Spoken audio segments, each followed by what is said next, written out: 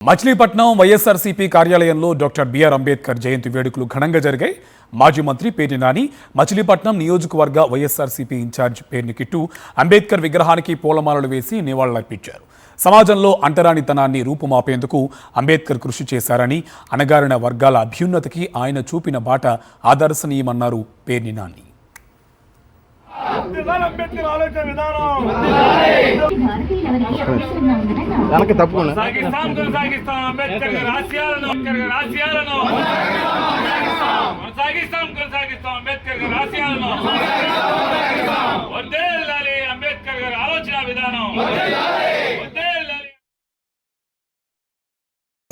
పెద్దలు డాక్టర్ బాబాసాహెబ్ అంబేద్కర్ గారిని స్మరించుకుంటూ ఆయన స్ఫూర్తిగా కేవలం ఒక్క భారతదేశంలో కాదు, అణచివేతకు గురవుతున్నటువంటి ప్రతి దేశంలో కూడా ప్రపంచం మొత్తం మీద అన్ని చోట్ల స్ఫూర్తిదాయకమైనటువంటి మహనీయుల్లో అగ్రగణ్యుడిగా అంబేద్కర్ గారిని మన వాళ్ళ కొనియాడుకుని స్మరించుకునే పరిస్థితి ఉంటే, నాడు ఆయన చేసినటువంటి ప్రయత్నం, తన జీవితం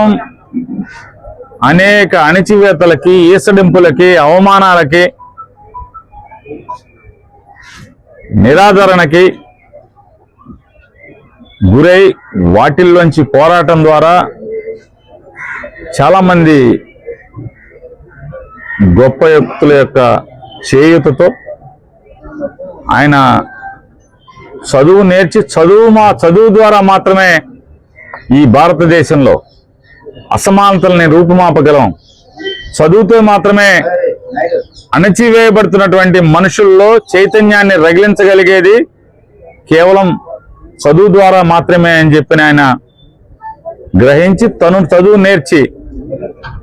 తను నేర్చుకున్న చదువు ద్వారా సమాజానికి కూడా చైతన్యపరిచేటువంటి అనేక కార్యక్రమాలను ఆయన చేపట్టి